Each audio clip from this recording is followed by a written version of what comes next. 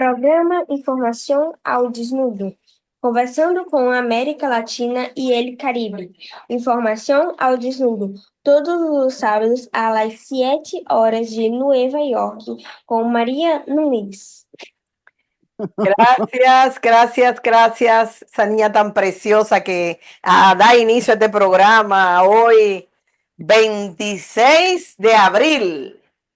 Viene por ahí el día 1 de mayo, un día muy interesante y que vamos a tener la oportunidad de hablar ahorita qué van a hacer los países con el 1 de mayo.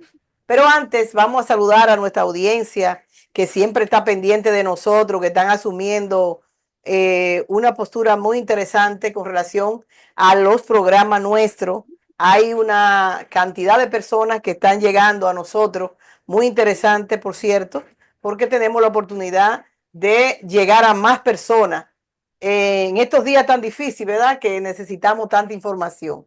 Buenos días, buenas noches, buenas tardes, depende de usted mire Información al Desnudo. Hoy, todos los sábados, tenemos un programa especial conversando con América Latina y el Caribe, donde vamos a conversar sobre todo lo que pasa en nuestra América y en el mundo. Especialmente le estamos dedicando este programa a la paz en el mundo, tan urgente y necesaria la paz en el mundo.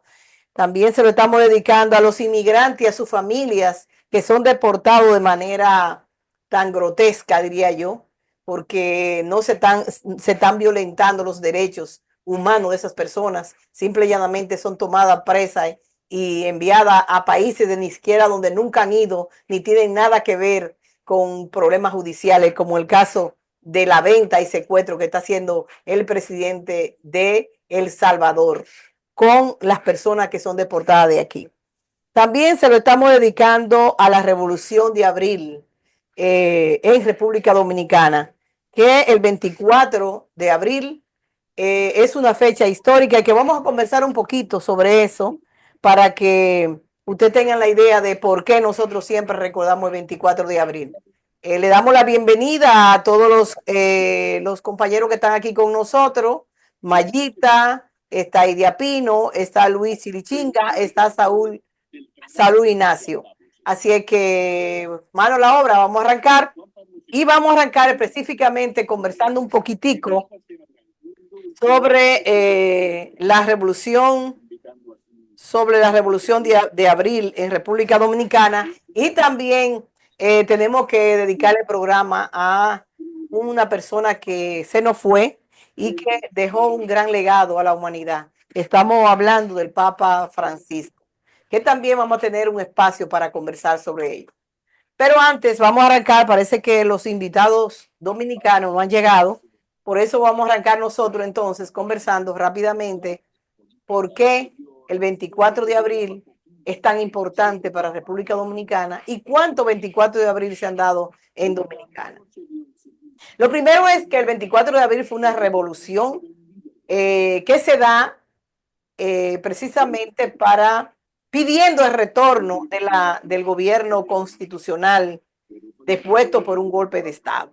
Ese gobierno constitucional de Juan Bosch, que fue agredido y fue, ¿verdad?, sacado del poder de manera a la fuerza, y que el pueblo dominicano decide luchar para retomar ese gobierno, además de retomar la Constitución de 1963, Constitución que nunca se ha puesto en práctica en la República Dominicana por los elementos importantes que tienen ella, entre ellas la atención a los trabajadores del campo, a la tenencia de la tierra, que se le dé la tierra a los trabajadores, a quien la trabaja, y todo lo que tiene que ver con bienestar del país. Pero es una constitución que no favorece a los intereses de los ricos ni a los intereses extranjeros, y por eso nunca ha sido aplicada en el país.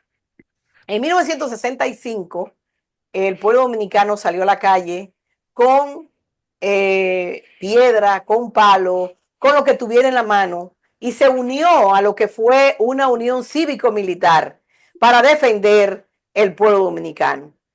Lamentablemente, esa revolución que dejó mucha sangre en el pueblo dominicano, pero que también levantó la dignidad de los dominicanos, fue truncada por la intervención norteamericana en el 28, donde llegó con armas potentes para salvaguardar lo mismo de siempre los norteamericanos que había en el país. Pero ¿qué pasa? ¿Salvaguardaron a quién? Mataron una cantidad de dominicanos y ante la situación de desigualdad que había con los militares norteamericanos y el pueblo prácticamente desarmado que lo enfrentaron, incluso hay un poste donde sale un señor con 2 piedras en la mano enfrentado contra un militar norteamericano. Go home, yankee de mierda, go home. Entonces, esa historia nuestra, donde participa la mayoría del pueblo, donde participan los militares, quien dirige esta acción es Camaño, es uno de los más sobresalientes de esta gesta patriótica, que luego regresa al país en otra intervención tratando de lograr lo que habían iniciado en el 65 y fue asesinado en las montañas de Quisqueya. Entregó su vida finalmente por su ideal.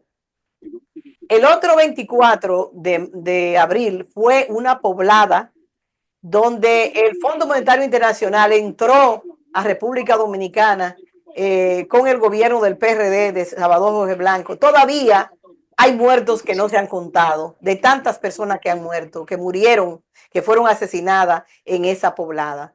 Es otro recuerdo que tiene el pueblo dominicano de que cómo se envalentonó y quiso enfrentar al gobierno y el gobierno le tiró los militares a la calle. Nuestros militares son unos militares en su mayoría recalcitrantes, vienen de una herencia trujillista, de un dictador que duró 30 años en nuestro país matando gente y luego llega Balaguer y Balaguer hace un trabajo de limpieza de todo el proceso, de todos los revolucionarios y revolucionarias que existían en el país, que eran parte de esa revolución de 1965 en República Dominicana. Él llega al poder, justamente llega al poder prácticamente puesto en el poder porque no le permitieron al PRD que hiciera ningún tipo de campaña para que la población votara por Juan Bosch otra vez.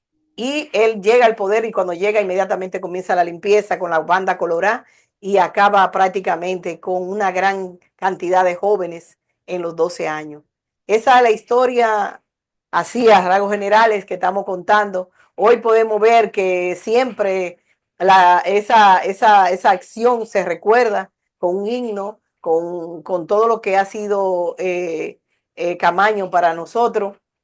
Pero ahora, una de las cosas que acabo de ver para terminar es que el 24 de abril quieren ponerla como Día Nacional de los Ayuntamientos. Día Nacional de los Ayuntamientos. Oh, ¿y cómo es que tú vas a poner el Día Nacional de los Ayuntamientos?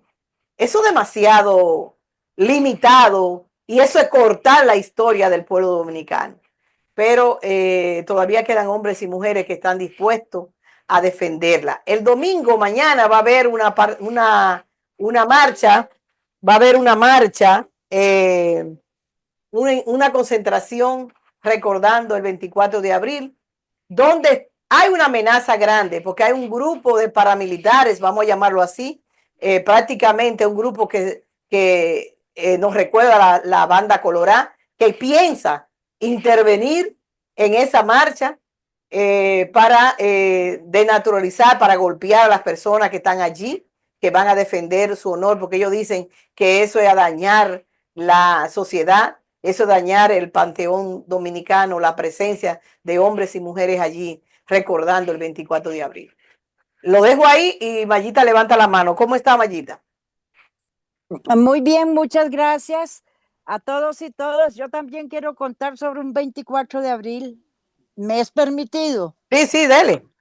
En el año 1968 entró en el Congreso de Costa Rica un proyecto de ley que es lo que se llama un contrato ley, de manera de que se le iba a entregar a una de las transnacionales del aluminio norteamericanas con sede en Pensilvania, la explotación de el aluminio que habían detectado en el sur del país, más o menos a la mitad del país, en un lugar llamado Pérez Celedón.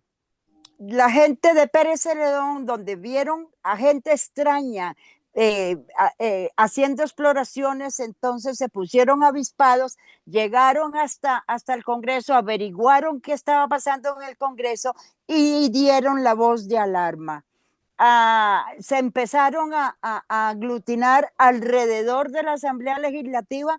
Los estudiantes universitarios poco a poco se fueron anexando los sindicatos de la educación, los estudiantes de secundaria, que era la segunda vez en la historia del país que hacían manifestación en la calle, se juntaron todos, llamaron a todas las organizaciones, estuvo la Federación de Estudiantes y empezó la batalla, porque de pronto, sin saber de dónde, aparecieron estañones con fuego que los tiraron dentro de la Asamblea Legislativa, y entonces de pronto todos los estudiantes nos encontramos con unos seres marcianos que nunca habíamos visto, con caras como de elefante, y nada más pudimos abrir la boca antes de que empezaran a gasearnos.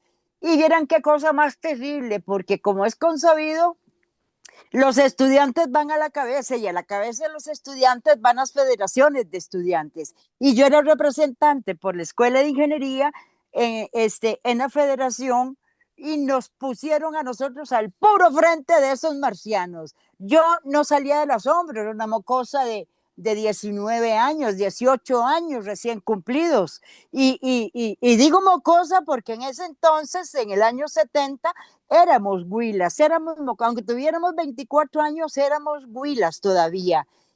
Y empezó la batalla, porque mientras la policía tiraba gases lacrimógenos por toda la avenida central, los comerciantes empezaron a cerrar los comercios, los estudiantes apedreaban los comercios, apedreaban a la policía, les tirábamos tomates, les tirábamos huevos malos, huevos podridos.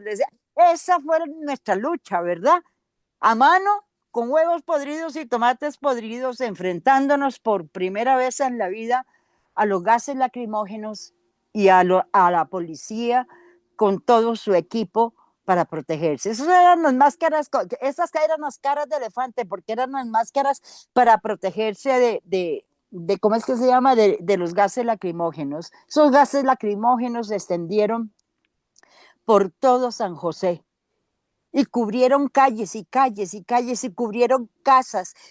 La gente estaba desesperada porque no podía respirar, y mientras tanto todos los estudiantes estábamos en un gran jolgorio, en una pelea campal contra la policía, porque ya nos habíamos dado cuenta de qué era lo que estaba pasando, y sin miedo, sin vergüenza, nos tiramos en contra de la policía. Y entonces eran como 10 estudiantes sobre un policía agarrándolos a patadas.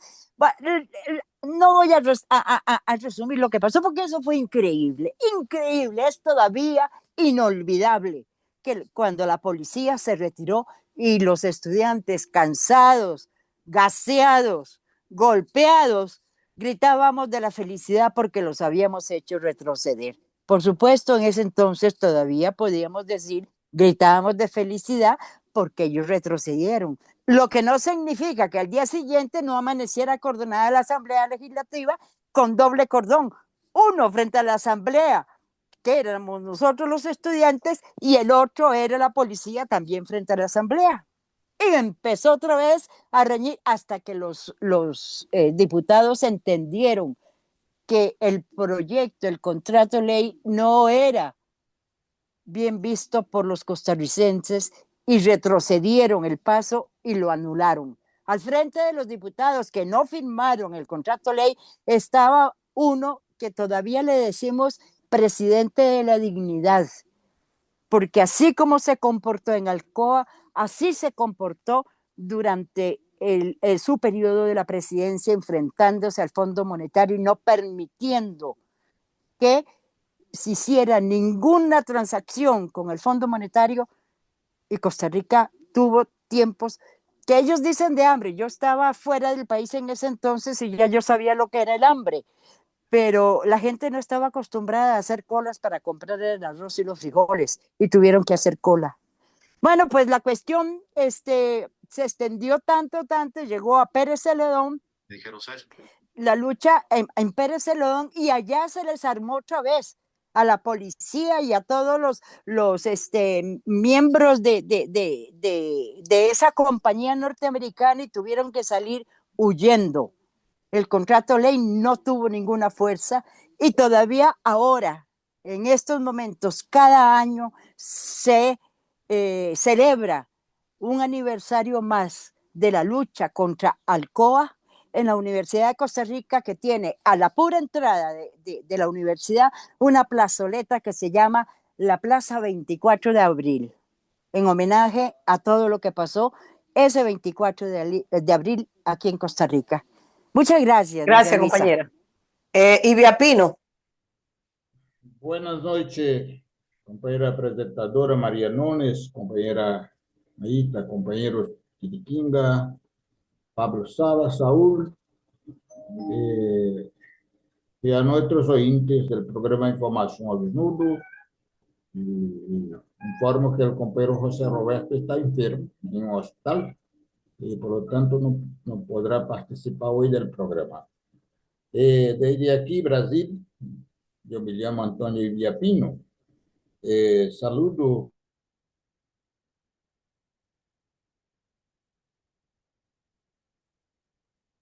Ivia Pino. Ivia Pino. Ivia Pino. Se frizó. Está frizado. Sentimos mucho que Roberto esté enfermo, tal vez no es grave, tal vez es una situación mínima, pero de aquí nuestra más energía positiva de todos los compañeros y compañeras que estamos aquí, al compañero Roberto, para que salga pronto de su situación de salud. Parece que Yapino se quedó frisado. Vamos a continuar con otra, bueno, sí, incluso salió. Vamos entonces a continuar con, después de conversar lo que entraron último, conversamos sobre el 24 de abril en República Dominicana, y el tema que nos toca es hablar sobre el Papa Francisco, el legado del Papa Francisco. Yo le voy a pedir que si alguien ha hablado de algo sobre el Papa, que no lo repitan, sino vamos a decir cosas nuevas, porque hay muchas cosas de qué hablar sobre el Papa. Vamos a abrir los micrófonos entonces para que ustedes comiencen a hablar sobre ese legado que dejó el primer Papa latinoamericano.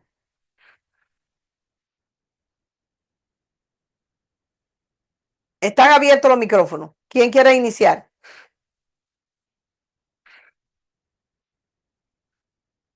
¿Aló? ¿Quién quiere iniciar? Mayita, Luis, Chirichinga, que no, lo que no han hablado, Carmen, Clemente, Pablo Sala. ¿Qué le dejó el Papa a nosotros? ¿Qué nosotros podemos decir que dejó el Papa Francisco para la humanidad? Ah, Pablo, sí.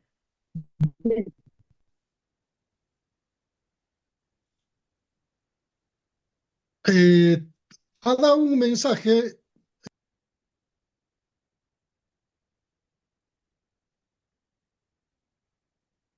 Creo que hay problemas también con el interés de Pablo. Es probable que es mejor que usted solamente se quede con la voz. Perdón, María Luisa, te quiero explicar la situación de Pablo. Toda la comunidad de Pablo tiene una cantidad muy grande de tierras comunales a donde llevan los rebaños a alimentarse. Entonces se forman guardias para estar cuidando los rebaños. Y a Pablo le tocó estar a 4,000 y pico de metros en esta semana para cuidar el rebaño. Entonces la cobertura es muy difícil porque hace mucho viento. Sí, lo que yo digo es que quite la cámara y solamente se quede con la voz para ver si podemos escucharle. Pablo.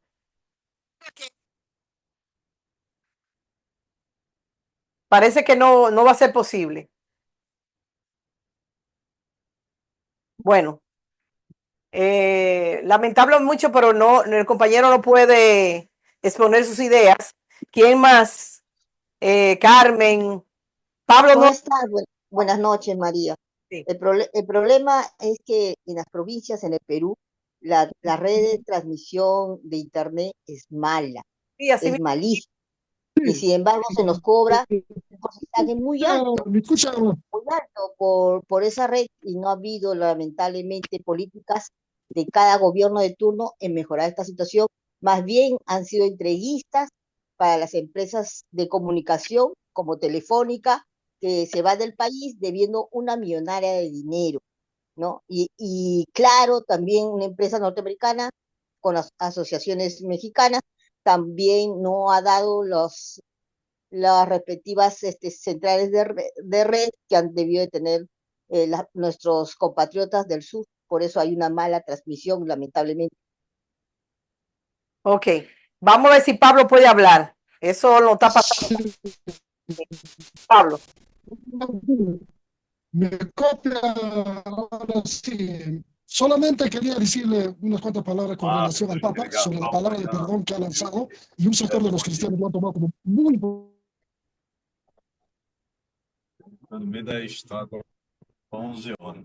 Eh, No se entiende nada. de pedir el perdón. Yo digo, ¿cómo en nombre a ver, ¿cómo en nombre de Cristo revolucionario? ¿Me escucha? sí, ahora Ahora sí me escucha, ¿verdad? sí. Decía que en nombre de Cristo la palabra de perdón. O sea, mataron a Tupac Amaru, antes de matarlo hicieron en nombre de Cristo una misa, una solemne misa. Antes de matarlo a Atahualpa, cuando llegaron los españoles, hicieron una solemne misa. Ahora, y mi pueblo en Juliaca, en el sur del Perú,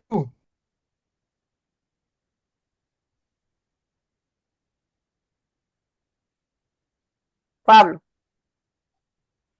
hoy está difícil la comunicación.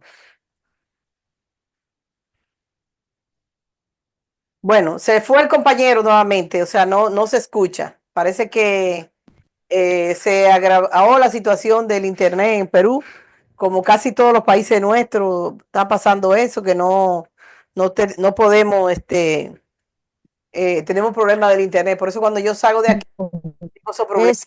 Es que está en la cúspide de los Andes, hace mucho viento ahí, Sí. yo muchísimo. no estoy escuchando. Bueno, lo siento, Pablo, pero ante la situación que tiene, si puede escribir en el chat para leerle lo que está diciendo, su opinión, aunque es mucho, pero más o menos se puede leer en el chat. No podemos seguir, ¿verdad? Con la situación de incomunicación. ¿Quién otra persona quiere hablarnos sobre el legado del Papa? Yo Sígame, Idia Pino. pido disculpas a los oyentes porque faltó energía aquí en Ceará, provincia de Ceará, en la capital. Y una cuadrilla de empresarios han comprado la empresa que era estatal y ahora es así, a cada hora hace falta energía, Ceará. Y la empresa se llama Enel, para que todos sepan que esos ladrones están ganando dinero aquí y no trabaja derecho. En relación al Papa, ha sido un hombre muy decente, un líder, un hombre extraordinario, porque a lo largo de su vida ha contribuido de forma muy significativa para educar, para concientizar, para expresar la verdad como siendo una obra prima del alma del hombre, porque la mentira es el estromo, es todo de malo, es lo podrido del alma humana, pero la verdad, la solidaridad, la justicia social es lo que hay de más puro. Y a eso el Papa Francisco ha planteado la verdad, la justicia social y la solidaridad. Eso sirve como educación y hay que seguir en las mentes y en los corazones de los jóvenes, de los pueblos, todo el mundo. Y volviendo a parte inicial del programa Información Audionudo, lo que quería era saludar al heroico pueblo de República Dominicana por la lucha por su soberanía, por la vida que han dado para defender el país, la nación y para protestar en contra de Estados Unidos que se intromete en todos los países del mundo para poder dominarlo y robar sus riquezas. Es miserablemente la marca registrada de Estados Unidos. Y tendo los saludo también al pueblo de Costa Rica. Gracias, compañera Mariana. Gracias, compañero. ¿Quiénes más quieren hablar del legado del Papa? Carmen Ramos. Yo quisiera hablar hoy día que ha sido el entierro del Papa, que ha estado el presidente Donald Trump, pero sin embargo también ha estado el presidente de Argentina, Milei, quien, que, quien dijo fuertes calibres, insultos al Papa y sin embargo nunca se arrepintió y nunca pidió perdón. Y sin embargo ha estado ahí en el entierro del Papa, ¿no? Al Papa Francisco le tenemos que agradecer a los peruanos porque destituyó al cardenal Cipriani, un cardenal que le hizo mucho daño al catolicismo peruano, porque se coludió con la ultraderecha peruana. Él era el que avalaba los crímenes de Alberto Fujimori. Tenemos que agradecerle al Papa que desarticuló una red de, de pedofilia en el Perú con una organización que articulaba años tras años acá en el Perú. Felizmente que la ha destituido, pero sin embargo, Cipriani lo hemos visto en Roma con el atuendo y estando ahí, pero él ya está destituido. Él está queriendo enfrentar los mandatos que dejó, Francisco antes de partir, ¿no? Él ya está destituido de la Iglesia Católica, no puede ejercer, no puede tener el hábito, pero sin embargo estaba ahí, lo hemos visto por la transmisión. Y eso le tenemos que agradecer a Francisco por haber querido hacer reformas en la Iglesia Católica. Uno de los mandatos que he dejado es que cada iglesia católica, el diezmo, si esa iglesia recibe una cantidad de diezmo, debe ser repartida por las otras iglesias que no tienen esa cantidad. Entonces, se quiere igualitar la cantidad de diezmo que se le da o que percibe la iglesia católica. Ese fue uno de sus últimos mandatos que dejó antes de partir. Y mañana, que es el Día del Señor de la Divina Misericordia, que es la misa a nivel nacional y a la misa a nivel mundial, pues rezaremos por su alma, por la eternidad.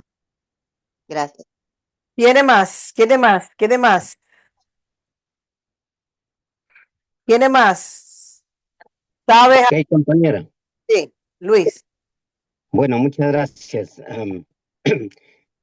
Durante mi estancia en Bolivia tuve la oportunidad de participar en un pequeño foro sobre el papel del Papa en su periodo en la geopolítica. Hubieron muchas, estoy trasladando lo que se discutió, no mi punto de vista. Hubieron muchas críticas, alusivas especialmente a lo que supuestamente el Papa cayó, que son genocidios y violaciones a la ley, violaciones a la moral, etcétera. Bueno, lo que se manifestó que había causado un gran daño a la sociedad argentina. Sin embargo, hubieron una mayoría de voces que rescataron no lo que no hizo, porque nadie puede hacer todo lo que desearía hacer. Además, hay restricciones también. O sea, el Papa, por más autoridad que sea, igual que un presidente de un país, tiene restricciones y ah, obedece a un séquito de cardenales que con las justas prácticamente él ganó el papado, pero había una tremenda posición hay en el cónclave de los cardenales, hay demasiada posición de derecha y hasta reaccionaria, proimperialista. Entonces, hay cosas que obviamente no se pueden decir, no hay tiempo para decir tantas cosas, pero lo que se destacó es todo el papel, todo lo que él hizo y dijo, que es lo que cuenta. Una de las cosas fundamentales, cuestionó el sistema capitalista y eso no lo ha hecho y eso le llevó a ganarse el mote del Papa comunista. Entonces, eh, fue muy duro en la crítica contra la explotación capitalista y mucho más contra la explotación imperialista. Voy a ser un poco sintético para no analizar cada cosa. Eh, una posición, por ejemplo, concreta. El Papa Francisco puso en vigencia una eh, práctica de persecución de los sacerdotes que fueron acusados de abuso sexual contra niños y tiene muchos en la cárcel, ¿ya? Entonces, ese fue una excelente acción, porque nadie se había eh, eh, atrevido a destapar la olla en donde estaban miles de sacerdotes, incluso de alto nivel, hasta del nivel de, de, de los cardenales que estaban involucrados en abuso sexual de niños. Otra cosa, mientras incluso la propia Biblia en alguna parte se pronuncia en una forma despectiva contra la homosexualidad, él entendió el problema como un fenómeno biológico y lo reivindicó, de manera que fue capaz de integrar a una comunidad diferente que no tiene la culpa de haber llegado a esa posición. Otro de los elementos fundamentales que definitivamente consagró al Papa en una posición, diríamos, de izquierda, es su apoyo. Apoyó abiertamente a Cuba, a Venezuela, a los otros países que estaban en franca lucha con el imperialismo. Y eso le da un claro matiz de una posición socialista al Papa. Y eso no es contraproducente con el credo religioso, porque si vamos a los textos originales del cristianismo, el cristianismo nace como una respuesta a la injusticia venida desde la misma jerarquía de la iglesia hasta la jerarquía del Estado. ¿Ya? Por eso es que mataron a Jesús, por su posición. Y Francisco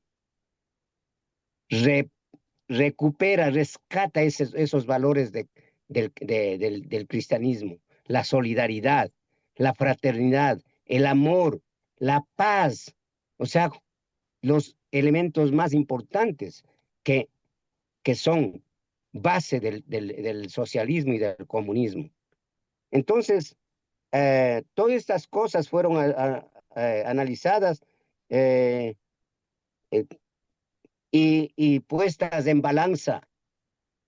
Pues si bien lo que cayó no pudo haber causado una gran conmoción, pero lo que hizo fue mucho más fuerte y pesado que lo que dejó de hacer.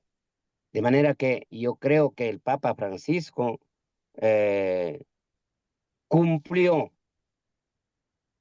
eh, con absoluta lealtad cristiana a los principios de la equidad del mundo y de la necesidad de un cambio social. Siempre estuvo hablando de un cambio social. Y eso le hace enormemente diferente a cualquier otro pontífice que lo haya precedido. Ese sería mi punto de vista y traslado también la opinión de muchos compañeros que estuvieron presentes en el debate. Saúl. Gracias, Luis. Muy buenas tardes a todos ustedes. Un abrazo muy especial desde acá de la ciudad de Medellín. Me excusan que hoy no esté con la cámara prendida, pero estoy en un lugar muy cerrado. Y con respecto al Papa Juan Pablo II, hay dos precisiones de mi parte. Perdón, Francisco, me disculparán ustedes. El Papa Francisco nunca le gustó para nada ningún tipo de conflicto bélico en ninguna parte del mundo. Él, por el contrario, intentó mediar en todas esas situaciones y quizá también por ese sentido de pertenencia a la humanidad, lo que él intentó integrar fue todas las tendencias religiosas en todos los lugares del mundo. Y una parte muy aparte con Colombia, porque él la visitó en el año 2017, por allá en el mes de septiembre. Estuvo en la ciudad de Bogotá, en Villavicencio, en Medellín y en Cartagena, y él dejó una frase que a muchas personas aquí no se les ha podido olvidar. La frase está relacionada con la paz de Colombia en el sentido de que la única condena que puede tener Colombia es llegar a la paz, porque en ese entonces se estaban terminando de conseguir en definitiva los acuerdos de paz entre el gobierno colombiano de ese momento y las desaparecidas guerrillas de las Fuerzas Armadas Revolucionarias de Colombia, FARC, Ejército del Pueblo, y que la idea era que la paz fuera estable y duradera y que eso permitiera de alguna manera la unidad del pueblo colombiano y de toda la nación, independiente de que los pensamientos fueran totalmente distintos y diversos. Y el Papa Francisco siempre oró por eso, oró para que Colombia pudiera estar totalmente en paz, y esa fue la prédica permanente de él en todas partes a donde él iba, no solamente en esa estancia corta que tuvo en Colombia, sino en otros lugares. Por ahora lo dejo. Gracias, compañero. ¿Quién es más? Bueno, para salir del tema del Papa, yo voy a decir varias cosas. Ya algunos de los compañeros han dicho algunas cosas, pero por ejemplo, Venezuela está muy agradecido con el Papa porque canonizó dos personas, el doctor del pueblo y ahora no me recuerdo la señora que canonizó. Fue el Papa que más hizo santo en todos los tiempos. Y esos santos fueron gente que vinieron del siglo XIX, de los tiempos de la Adquisición, de todas esas situaciones que se dieron. Y esa es una del legado que él dejó, de cómo él reconoció a las personas con ideología con ideología de pueblo, que muchos la llaman comunista o socialista, pero ideología de pueblo. También visitó cantidad de países, no importa que fueran mayormente católicos, sino que fueran países que él entendía que el ser humano debía manejar los conflictos en función del diálogo, no de la violencia. Nunca estuvo alrededor de la violencia, siempre del diálogo, y lo manifestaba, y incluso le dio razón a Rusia por la intervención hecha por Rusia, una intervención para salvaguardar su país. Porque él dijo, no es justo que ustedes vayan a dar pelea en la frontera de otro país. Lógicamente van a tener respuestas. Este Papa vino a hacer a contrarrestar lo que hizo el Papa Juan Pablo II, que sí fue por el mundo destruyendo todos los movimientos sociales. Era un anticomunista de pura cepa. Y llegar un latinoamericano, un papa del pueblo que viene con una raíz y que él mismo lo dice, la persona que usted lleva al gobierno y no tenga ninguna historia, ninguna raíz, y ustedes la lleven como presidente, sabrán que no saben qué van a tener, cuál es el resultado que van a tener, si no han dado nada, si no le han creado ninguna situación. Y eso lo cogió el presidente argentino, como una excusa para hablar más de él y para despotricar todo lo que le dio la gana. Y al final, hoy para figurear se va a ver, y para que lo tomen en cuenta, porque son gente enfermo, con una autoestima muy baja, y necesita que lo tomen en cuenta donde quiera que va, o por lo menos que lo vean que llegó. El Papa, el presidente de Argentina, vino al entierro del Papa. Es algo, una noticia para él, pero para el que tiene dos dedos de frente y sabe quién es Milei, no es nada, es nadie quien llega. También otra cosa que él tenemos que ver con él es la defensa palestina. También habló de genocidio de Palestina. Eso es algo que es importante, porque eso se le trajo a él mucha enemistad. Hizo dos encíclicas, una relacionada con el medio ambiente, la necesidad de fortalecer el medio ambiente, donde decía que la tierra es una sola y que todos íbamos a estar en problemas si seguíamos el derrotero que lleva el capitalismo, y criticó el capitalismo. También habló en esa encíclica muy importante, habló también de eso que decía ahorita, del problema ¿cómo se llama?, de la negociación, de la conversación, que es muy difícil conversar y dialogar. Es muy difícil porque no todo el mundo está en esa capacidad. Es más fácil dar un trompón o matar a alguien que dialogar. El dialogar y llegar a un acuerdo razonable es un asunto de cerebro, y el de dar un trompón necesita cerebro, solamente la mano fuerte o lo que tenga en la mano para dar. Este señor Leonardo Wood y también Jocelina escribieron, hay un artículo muy bueno ahí, pero voy a leer un poquitico solamente. Dice él: tal vez ningún papa en la historia de la iglesia haya mostrado tanto valor como él al criticar el sistema vigente que mata, que produce dos feroces injusticias: la injusticia ecológica, devastando los ecosistemas, y la injusticia social, explotando la humanidad hasta la sangre. Nunca en la historia ha habido tanta acumulación de riqueza en tan pocas manos como ahora. 8 personas individualmente poseen más riqueza que 4.7 mil millones de personas. Es un crimen que clama el cielo, ofende al Creador y sacrifica a sus hijos e hijas. Yo creo que eso es suficiente con eso, decir del Papa Francisco.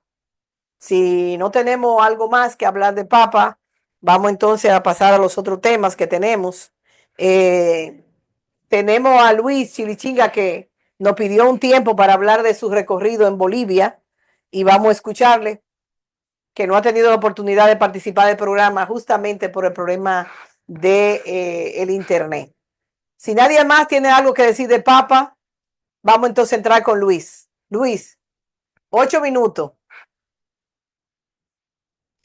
Muchas gracias, compañeras y compañeros. Voy a tratar de ser lo más sintético posible porque no necesitamos armar tantos argumentos para hablar lo que se pudo. Lo que sí parto es que desde el primer instante que yo viajé para Bolivia, me hice una consigna, una propuesta.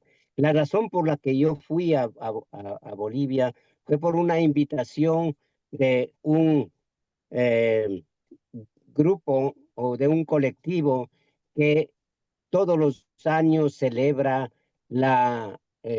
conmemora el fallecimiento de un gran revolucionario que ha trabajado junto a la mano de Evo, de Arce y mucho más allá, un revolucionario en su cabalidad.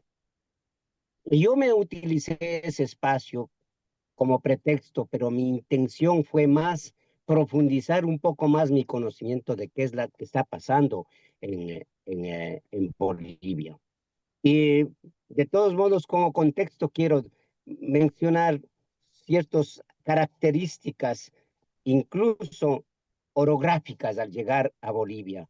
Un país impresionante. Me encantó porque desde el avión yo pude ver la maestría de la naturaleza que ha construido prácticamente una orografía tan hermosa y que dentro de esa orografía hace contraste el desarrollo de una ciudad en donde se ha desarrollado una enorme, y de un país en donde se ha desarrollado una enorme escuela revolucionaria que eh, la lideró el gran camarada Che Guevara. Un excelente paisaje que hace contraste con todo eso, con el desarrollo de la paz. Entonces, por otra parte, la parte turística, yo no quise hacer tanto turismo, pero en cuanto podía, siempre lo estábamos relacionando con la historia y con el proceso revolucionario que existe y las condiciones revolucionarias.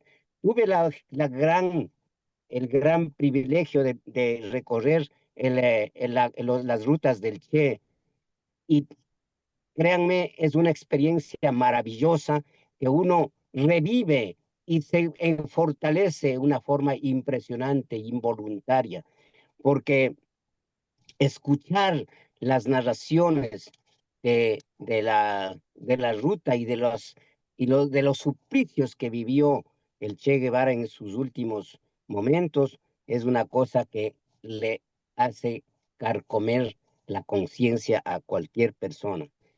Esa posibilidad me hizo entender el por qué el Che Guevara estuvo en ese país. Che Guevara, su propia, su primera idea no era precisamente liberar a Bolivia, y eso estaban conscientes. Lo que quería el Che Guevara es convertir a Bolivia en un centro de entrenamiento y de preparación revolucionaria para toda América Latina, porque su primera meta era liberar a Argentina y después al resto del mundo, continuando por Bolivia.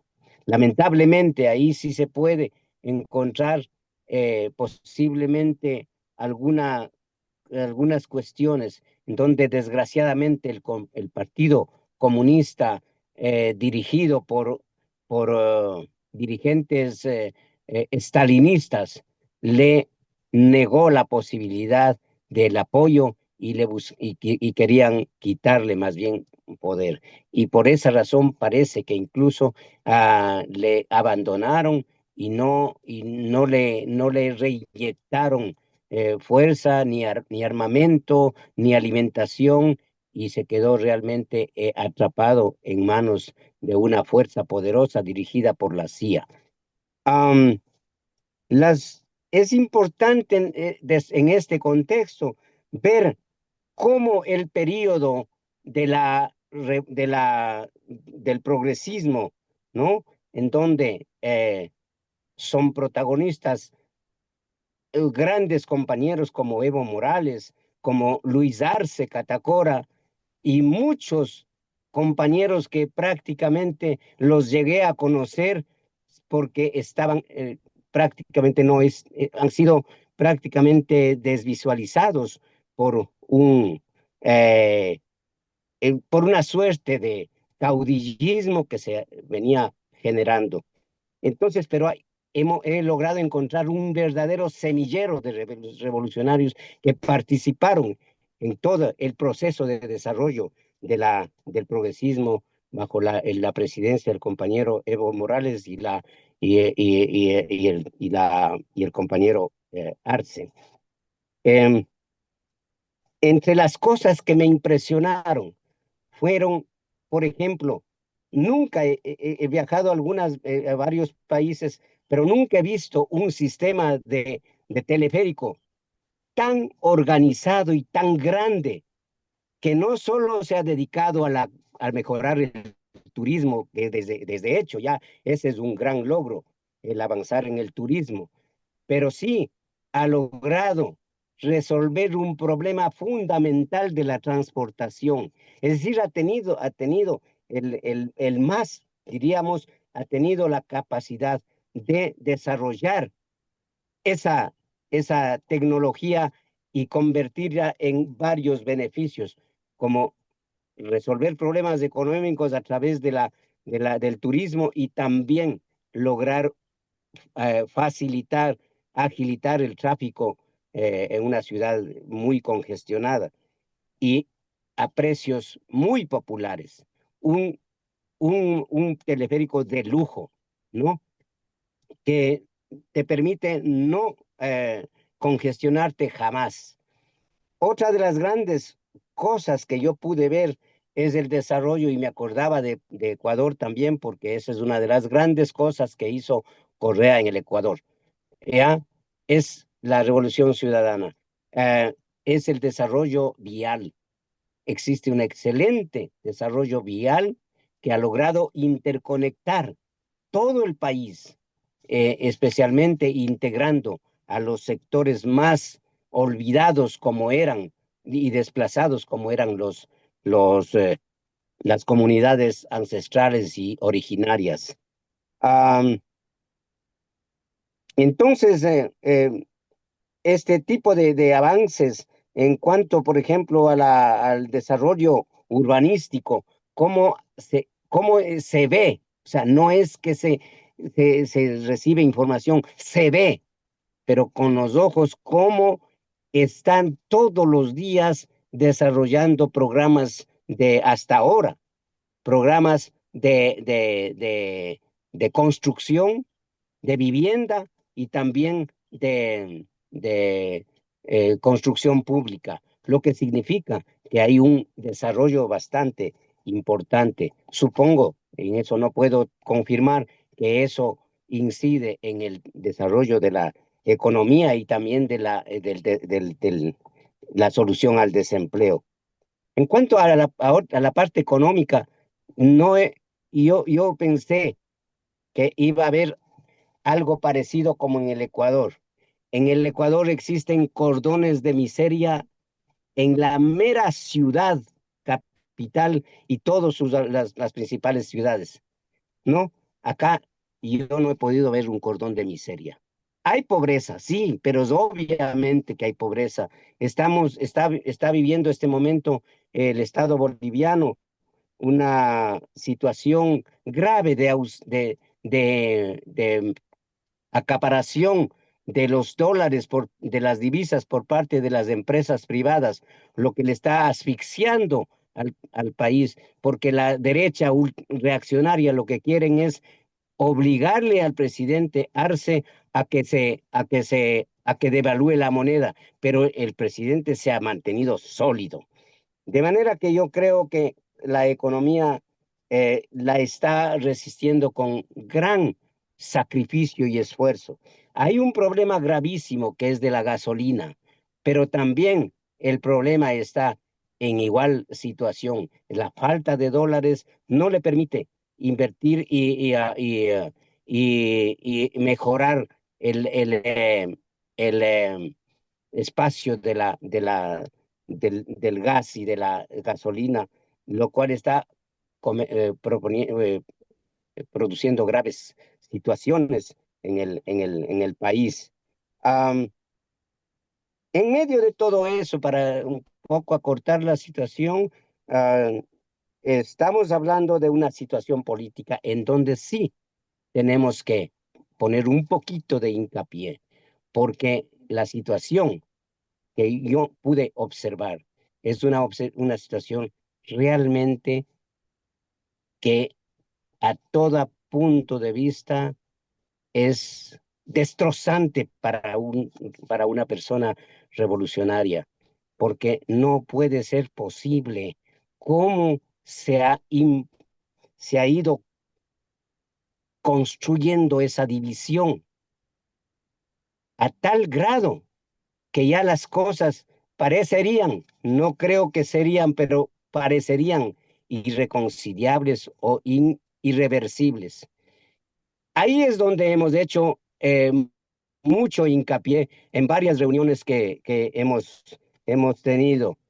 Y la consigna fundamental es no a los caudillos. No necesitamos resolver los problemas de divergencias entre caudillos.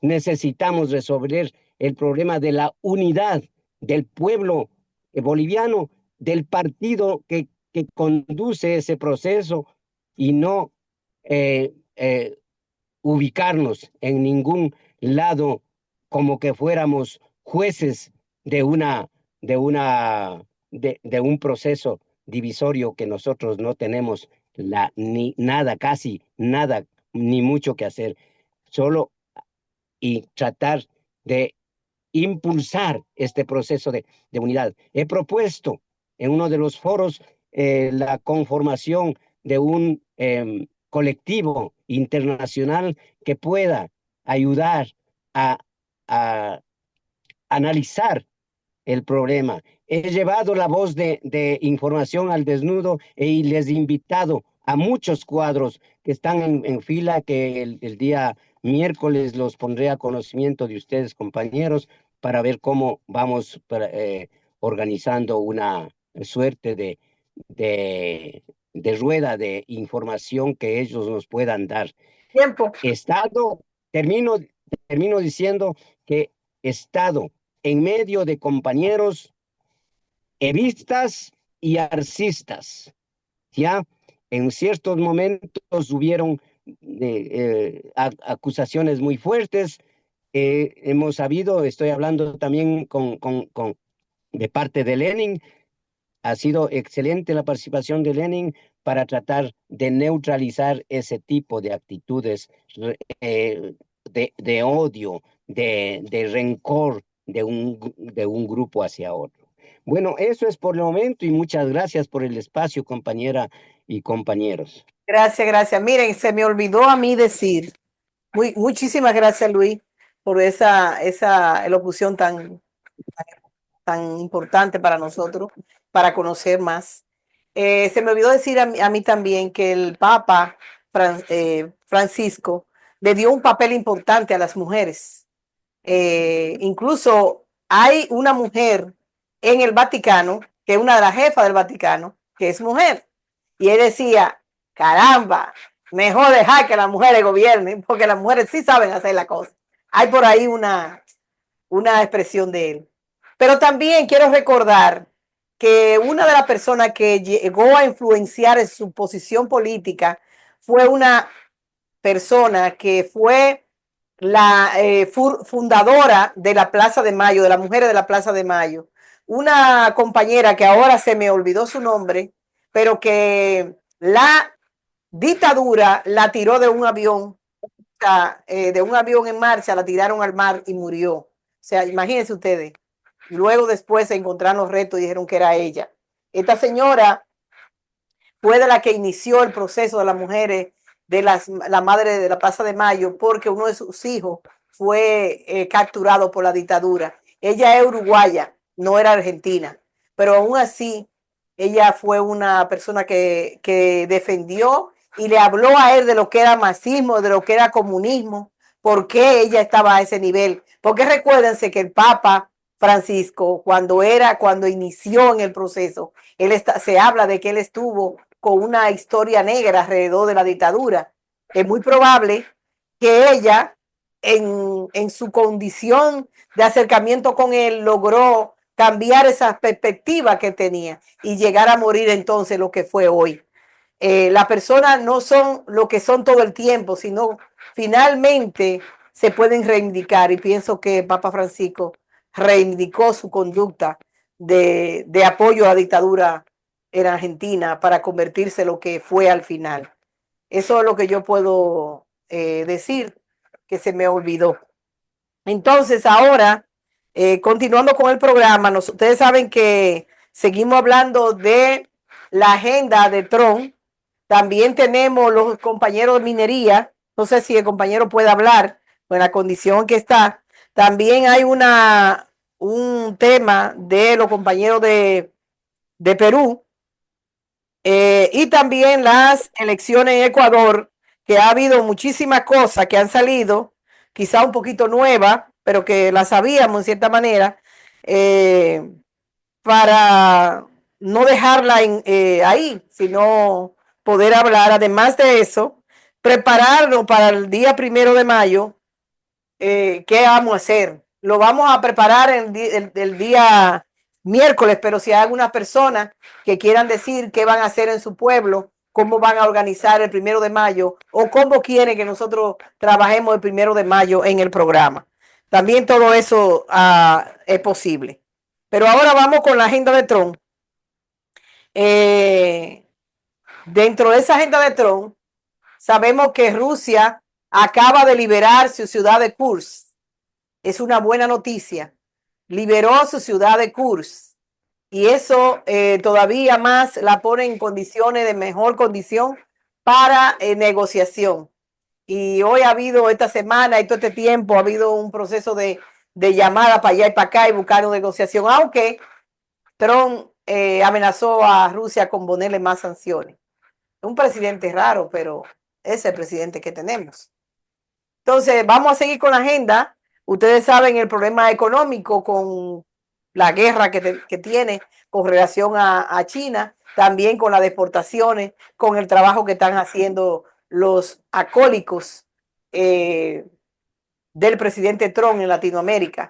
Estamos hablando de Bukele, estamos hablando de el ladrón de elecciones de Ecuador, estamos hablando de Milei y sucesivamente su grupo de gente a su alrededor. Entonces abrimos el tema de la agenda de Trump.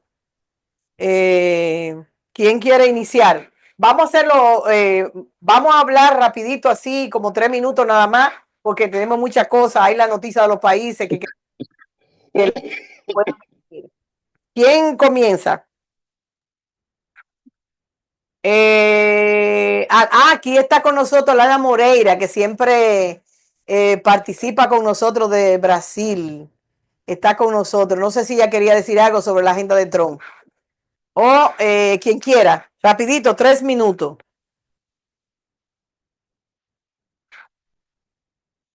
¿Nadie quiere decirnos nada? Todos se quedaron calladitos. Trump no tiene ninguna agenda. Mayita. Gracias, María Luisa. Yo solamente quiero ampliar lo que se sabe de la megacárcel en El Salvador. Lastimosamente no pudo entrar Sonia. Ella me dijo que si le permitían en la agenda entrar, ella iba a entrar para contar cómo le fue en el viaje y hablar sobre la megacárcel, pero no ha podido entrar. Entonces yo me atribuyo lo poquito que he logrado saber en los últimos tiempos. Todos saben de que la megacárcel es un centro de reclusión monstruoso que le da grandes dividendos al gobierno de Bukele. Se habla de que son 6 millones de dólares que está aportando el gobierno de Trump para que se mantenga a los venezolanos encerrados en El Salvador. Solo venezolanos, pero hay dos cosas terribles que están pasando. Número uno, de que el círculo más íntimo de consejeros que tiene Bukele son un grupo de venezolanos apátridas, traidores a la revolución bolivariana, que son los que están manejando todo el aparataje de la megacárcel y que solamente sean venezolanos. Entonces, el hermano Nicolás Maduro, presidente de Venezuela, no solamente está viendo que está reclamando que están siendo encarcelados venezolanos que no son delincuentes, no se les ha hecho ningún juicio, no se les ha hecho nada y sin embargo están recluidos y sufriendo grandes humillaciones, sino también de que están siendo esclavizados por eso esos venezolanos que dan las órdenes a los guardias para que sean martirizados esos venezolanos que están en reclusión. Y número dos, por lo otro que está con el pelo parado Venezuela es porque cambiaron los guardias que habían en el centro de reclusión. Antes eran los guardias normales de un centro penitenciario, los sacaron a ellos y pusieron a elementos que componen el batallón de Atitlán. El batallón de Atitlán es un batallón de genocidas que arrasó con El Salvador en el tiempo de la guerra de El Salvador. Ellos fueron los que dieron las órdenes para matar a Monseñor Romero, para matar a los jesuitas, para asesinar a las hermanas del Mary Cole, para arrasar a punta de sangre y fusil todas las regiones del país, persiguiendo a los del Farabundo Martí. En estos momentos esa cárcel, esa megacárcel se ha convertido en un campo de concentración rodeado de paredes de cemento y vigilados por genocidas reconocidos del batallón de Atitlán. Si posteriormente se llega a hacer una investigación del cómo se manejó la reclusión de todos esos venezolanos en esa cárcel, el único testimonio que va a haber va a ser el de los genocidas del batallón de Atitlán. Y sobre eso creo que nosotros debemos de ser muy coherentes y muy solidarios con todos los venezolanos, con la revolución bolivariana, para que se aclare la situación de todos esos encarcelados en esa megacárcel y que se les ponga en libertad, porque no pesa sobre ellos ningún tipo de digamos, prontuario de delincuencia. En este momento, al poner al batallón de Atitlán a que los vigile, los tienen secuestrados y los tienen bajo el estigma de que son guerrilleros, por lo tanto enemigos de la sociedad, cuando son trabajadores comunes y corrientes que simplemente ellos ejercieron su derecho de migrar para mejores condiciones, que es un derecho que tenemos todos los seres humanos. Hasta ahí me quedo. Gracias, María Luisa. Saúl.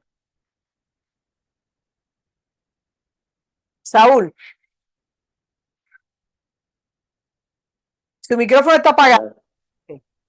No, sí, María Luisa, a ver, si vamos a hablar algo de agendas, en especial para el 1 de mayo, aquí la agenda para ese día va a ser importantísima porque todas las ciudades del país van a tener marchas multitudinarias. Y esas marchas multitudinarias que van a comenzar a partir de las 9 de la mañana, tanto en Bogotá como en Medellín, en Cali, en Barranquilla y en el resto de ciudades del país, van a contar adicionalmente con la intervención en pantalla gigante del presidente de la República, Gustavo Petro. Aparte de eso, las marchas cuando llegan a la Plaza de Bolívar de Bogotá o al Parque de los Deseos en Medellín, que en el caso particular que me va a corresponder a mí, van a haber diversidad de actos culturales e inclusive ollas comunitarias, porque los sindicatos que están afiliados a la Central Unitaria de Trabajadores y aparte de eso, más dos sindicatos aparte de ellos, que es la Confederación General del Trabajo y la CTC, también van a hacer presencia durante ese día 1 de mayo. El año pasado, por ejemplo, fue una marcha numerosa que salió desde el parque del barrio La Milagrosa y llegó hacia el parque de Berrío, y fueron más de 30 cuadras cubiertas de gente, de trabajadores, de pensionados, de jóvenes, de muchas colectividades, en una fiesta de ese 1 de mayo, que siempre hay que recordarlo como un día que es el Día Internacional del Trabajador y que es enaltecer la fuerza económica que aporta a cada uno de nuestros países y de nuestras ciudades. No sé si con esto queda satisfecho el tema de la agenda para el 1 de mayo. Yo, con respecto a lo de Donald Trump, ya lo hemos tratado a extenso. Yo vi durante esta semana en un tiraje del periódico El Colombiano que hay dos madres antioqueñas preocupadas por sus hijos que están detenidos precisamente en esas cárceles de Bukele en El Salvador, porque no se ha ensañado exclusivamente con migrantes venezolanos, sino que muchos colombianos que quisieron buscar suerte en El Salvador o que iban de tránsito pasando por San Salvador en el aeropuerto internacional rumbo a otras partes, en ese trayecto del transbordo fueron también tomados por las autoridades salvadoreñas y los hicieron dejarlos allá mismo en esas cárceles. Entonces, esas preocupaciones por acá también existen. Gracias, compañero. Idia Pino. Livia Pino. Bueno, la agenda de Trump es realmente una tragedia en contra la economía de ellos propios, de los demás países, incluso ha ponido el mundo lleno de preocupaciones. Verdaderamente, yo no podría afirmar aquí qué pasará. Incluso los economistas no saben lo que dice. Uno habla de una forma, otro de otra, pero no sabe. Todo dice que no puede prever lo que va a pasar con la economía del mundo y con el desarrollo social de los pueblos. Eso es una cosa, y muy en relación a la economía. La otra cosa es incluso lo que habló la compañera Maita.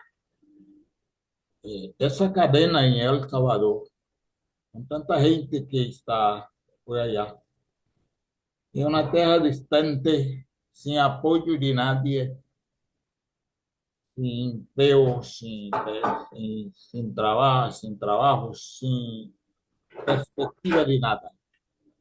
¿Cómo está el alma de estas personas? ¿Y cómo están los migrantes de distintos países de nuestra América en Estados Unidos? Preocupados con la deportación, con las persecuciones, con las prisiones en Estados Unidos y fuera de Estados Unidos. Bueno, vamos a imaginar que Cuba hiciera una cosa de ese tipo. ¿Qué estaría diciendo los periodistas del mundo, la derecha en el mundo? Incluso algunos fanáticos religiosos, ¿qué estaría diciendo? Son los comunistas, son los vasalos del Satanás, impulsionados por el espíritu de Satanás, y ha venido para hacer maldades.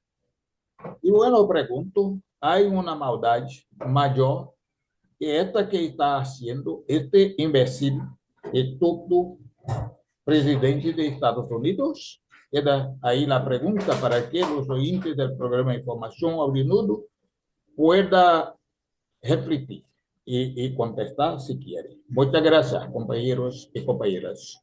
Miren, Trump, bueno, los economistas están diciendo que la recesión que viene para este país es tremenda.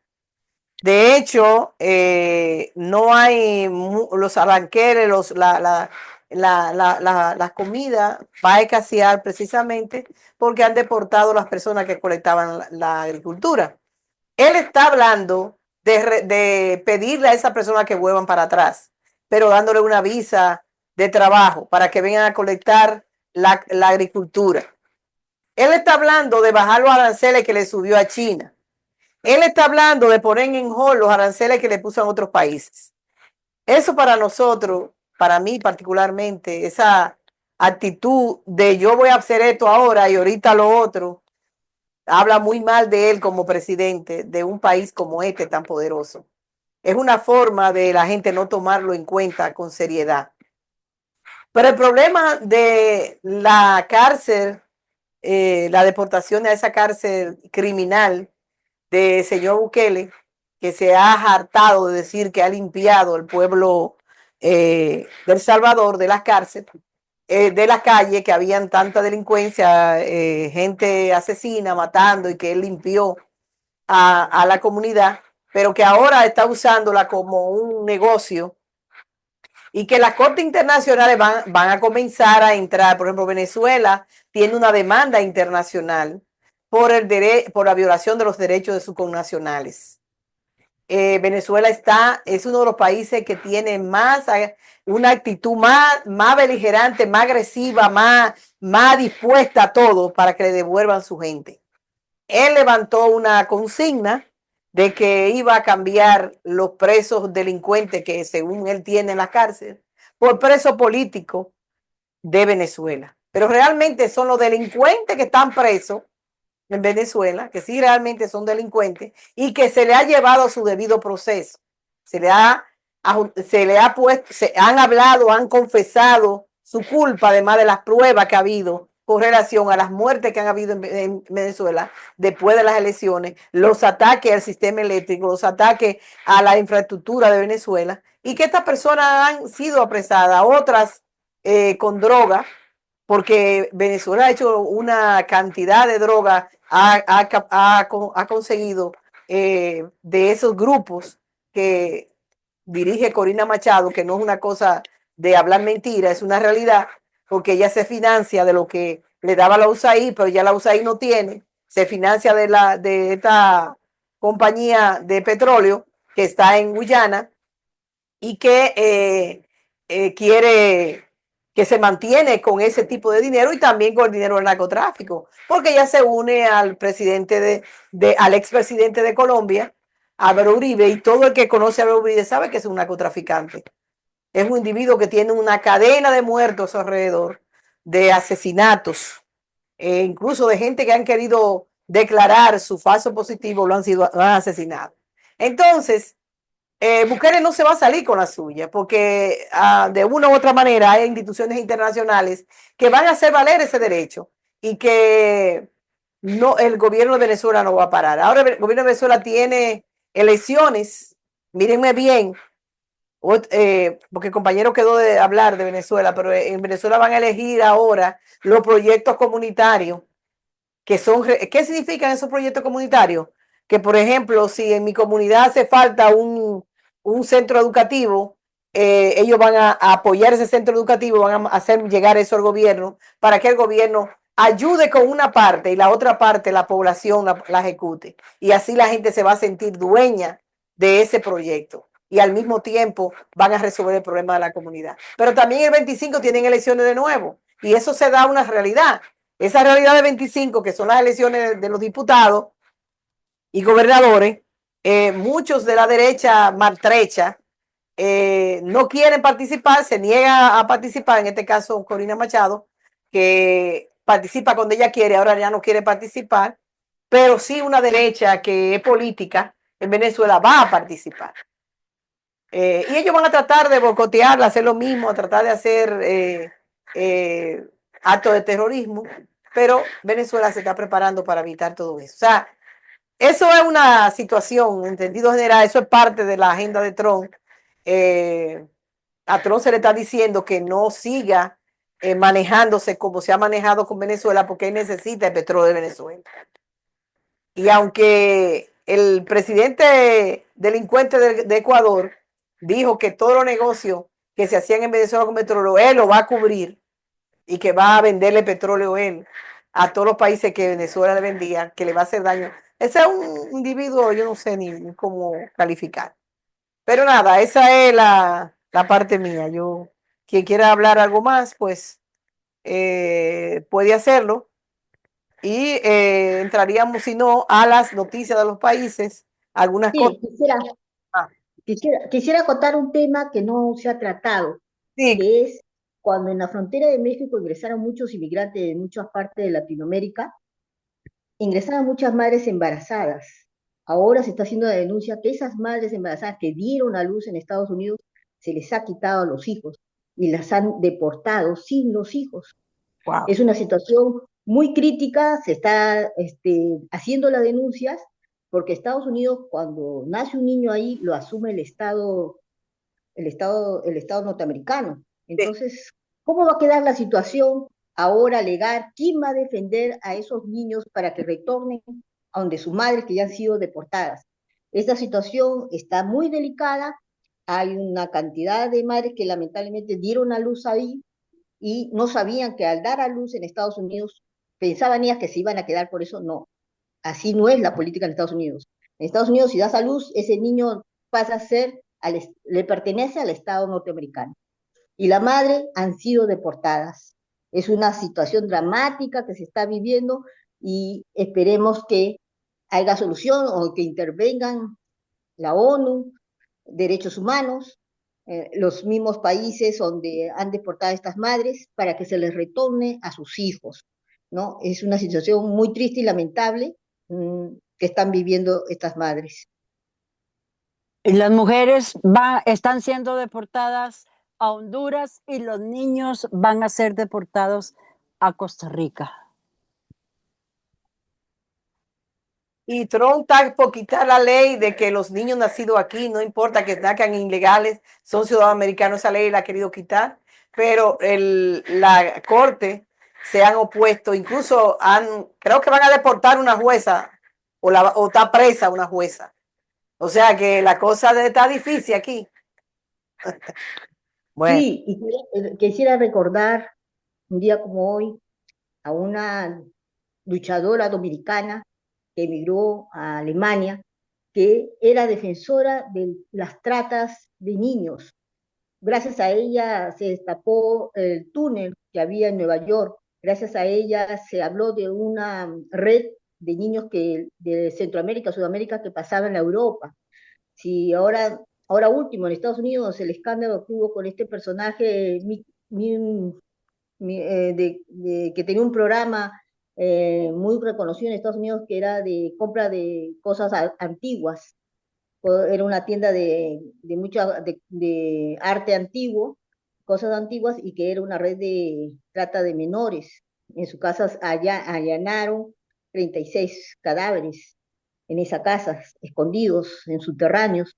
Encontraron a niños que estaban enjaulados, ¿no? Entonces hay una red de corrupción de menores que aún no se ha puesto a la cárcel, ¿no? Es lamentable en Estados Unidos, es terrible esa situación en la cual muchos no hablan y recordamos hoy día porque esta activista dominicana radicada en Alemania falleció y gracias a ella en su lucha incansable por la defensa de los niños raptados, los niños que eran víctimas de tratas y de mujeres, era incansable y denunciaba toda esta situación. En su memoria, recordámonos, la recuerdo hoy día, y ¿tu nombre? bueno, ella tenía un canal que se llamaba Bellísima, Bellísima 1 y Bellísima 2. Si no más recuerdo, ella se llamaba Rosa. Era una dominicana que radicó en Alemania, casada con un alemán, tuvo 2 niños y era incansable en esta lucha, ¿no? Ella fue a operarse a su país y lamentablemente perdió la vida en la sala de operaciones. Entonces, recordando la lucha a ella, incansable, y esperemos que haya muchos más programas de Bellísima como ella. Gracias. Gracias, compañera. Luis. Ya, una rapidito, yo creo que debemos empezar a difundir esta consigna. En Estados Unidos ya no hay Estado de Derecho. Hay dictadura, eso no lo podemos dejar de observar. Hay dictadura, porque lo que acaba de comentar la compañera en el sentido de que se están violando leyes expresas y también la Constitución, es claro. Por ejemplo, acaban de tomar una resolución de la Procuraduría Nacional del Estado, en donde el procurador, con su puño y letra, sin decreto, sin ley, sin constitución, sin nada, autoriza a que los agentes del ICE puedan entrar a cualquier domicilio sin autorización. Y eso en base a un caso que acaba de pasar con un palestino que fueron a arrestarlo dentro de su hogar sin autorización. El palestino solamente les dijo, bajen las armas y pueden entrar para dialogar. Y nada, ellos estaban adentro en el garage y le arrestaron con las armas en la mano. Entonces, ahorita, por ejemplo, estamos hablando de muchas violaciones. Lo que acaba de decir la compañera, aunque no es de origen de Trump, eso de los niños nacidos en Estados Unidos, que se los ha declarado propiedad privada de Estados Unidos, y mientras que a los padres los pueden deportar, ellos se retienen para hacer tráfico de niños. Esa ley, desgraciadamente, fue de origen del presidente Obama, que la implementó, por eso que se produjo un desastre en las familias que fueron deportadas. Entonces, así de esa manera, una última cosa que quiero destacar, el conflicto con China y con Irán. Trump es tan inestable que declara guerra a Irán, y por debajo va a negociar porque no le interesa. Irán no es cualquier cosa. Y con China está negociando de nuevo para volver a quitar algunos aranceles. Entonces, es una actitud, pero de una manera totalmente arbitraria e inconstitucional, dictatorial. Bueno, ¿quiere más? Terminamos con la agenda de Trump. No hay nada nuevo. Sabemos que Trump ha estado devolviendo todo lo que ha dicho para atrás, porque imagínense. Pero China la ha estado devolviendo hasta los aviones. Exacto.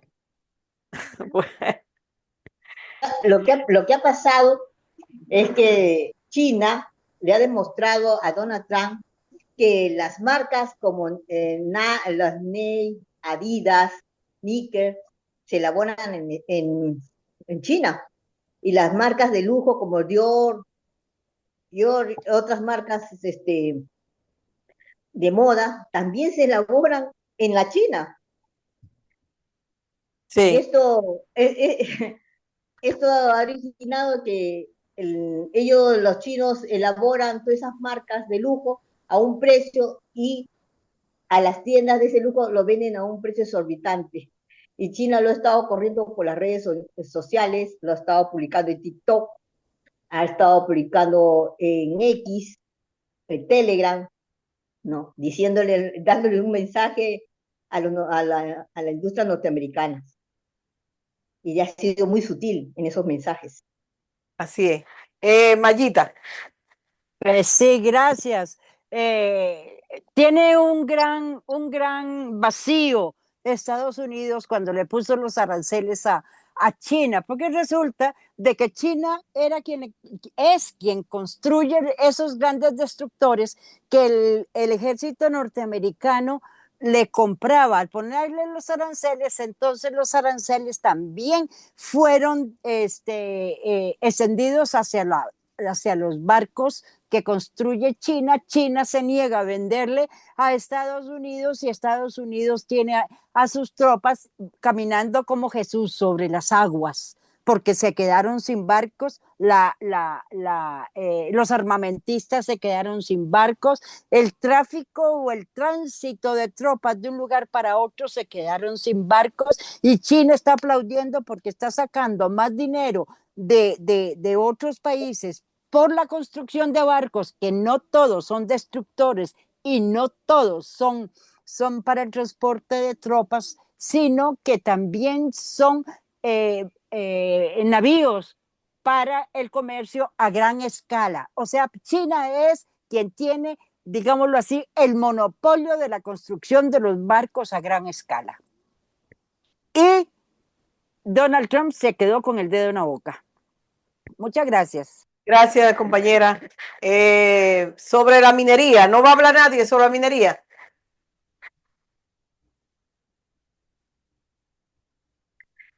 Los compañeros de la minería. Ilia Pino está levantando la mano. Bueno, una vez más, buenas noches a los oyentes del programa Información Audinudo. Dos cosas. Voy a hablar un poquito acerca de la situación de la guerra, de, de la gente de Europa, de Estados Unidos, de Ucrania en contra Rusia. La situación de Ucrania es muy difícil. Donald Trump, con su agenda que es confusa y estúpida, ha conversado con el sinvergüenza que no es más presidente de Ucrania. Y la situación es mala en la siguiente condición. ¿Por qué? Porque en esos años de guerra, la infraestructura de Ucrania ha sido destruida toda. La economía es una desgracia. Las ciudades están muy destrozadas y no han logrado nada hasta ahora. ¿Y qué pasa? Que Rusia sigue en su lucha por su soberanía para desmascarar a Europa, Estados Unidos y Ucrania. E incluso Rusia, en mi opinión, está aprovechando armamentos antiguos que ya están casi obsoletos, y yo pienso que debería bombardear con más fuerza, con armas más potentes, y, si posible, capturar ese bandido fascista, ladrón y responsable por destruir su propio país. Esa es la condición. Y la otra es que Estados Unidos, que ha unido Ucrania para brigar con Rusia, y el imbécil no ha sido capaz de comprender la trama de Estados Unidos. Puso su país en apuro y está en esa condición que ustedes todos saben y he acabado de hablar. Resumidamente, porque la situación es muy más grave, ahora tendrá que entregar las riquezas naturales a Estados Unidos para pagar la deuda de la guerra. Es así siempre que un imbécil se elige presidente de una nación. Bueno, la minería. Nosotros en la reunión que tuvimos hace tiempo hemos discutido varias cosas. Hubo relatos muy ricos en relación a la situación del problema, y realmente es grave, y que realmente es muy preocupante. Hemos discutido. Los compañeros que trabajan en estas minas han hecho los relatos. Y entre lo que hemos proponido, hay dos cosas. Primero, preparar un relato muy bien hecho para que se divulgue todo sábado en Información Audinudo, que es un espacio que la coordinadora del programa, María, nos ha donado a ese movimiento para que se diga lo que pasa, los problemas que tiene el pueblo en relación a todo, economía, salud, medio ambiente, etcétera. Tenemos que hacerlo todo sábado. El otro, nosotros hemos proponido cada país escribir un relatorio muy detallado de los problemas que tiene cada grupo de trabajadores en esas minas. Por ejemplo, en relación a la salud, cuántas personas se enfermaron, cuántas mujeres murieron, cuántas están contaminadas, los niños que trabajan en eso, la contaminación del suelo, del agua, un relatorio muy bien hecho para enviar a la Organización Mundial del Trabajo para unificar nuestra acción en contra a esos problemas que están instalados en la América Latina y en el Caribe. Y entonces, con esas informaciones organizadas, con esas acciones bien hechas, nosotros tenemos mejores condiciones de seguir luchando. Por lo tanto, yo estoy contribuyendo como un prepuesto del programa de Información al Desnudo. Claro que mi contribución no es decisiva, la más importante son de las personas involucradas en ese trabajo, pero espero que nosotros tengamos de cumplir esas acciones y dar un avance en esa lucha y aclarar para las poblaciones por lo menos de nuestra América, de lo que pasa y qué debemos hacer para mejorar la situación. Gracias. Gracias, compañero. Miren, Moreira salió, no habló, parece que, no sé, yo no vi que no levantó la mano en ningún momento, ni ha hablado Clemente tampoco. Ha hablado, o sea que creo que Luis Ortega entró ahora, no sé si entró finalmente. Entonces vámonos con el tema de Ecuador, que hay nuevo de las elecciones de Ecuador. ¿Se puede llamar elecciones eso? ¿Verdad que no? Eso no se puede llamar elecciones. Como decían allá, el matadero electoral de Ecuador. Eso se llama Perdón, ¿a qué fraude. te estás refiriendo, María Luisa? ¿A un montón de Blackwater que andaba rondando por las calles impidiendo que la gente votara o una elección transparente? No sé cómo se llama eso. ¿Ves que estamos igual? Que los únicos países que han reconocido al tontito de Noboa son Chile y Brasil. Y hasta ahí llegó. Ya está. Nadie más. Imagino yo que todo lo que ha salido muchas cosas. Hay un youtuber que está levantando probablemente a la Corte Internacional llevar Se llama Hugo Godoy.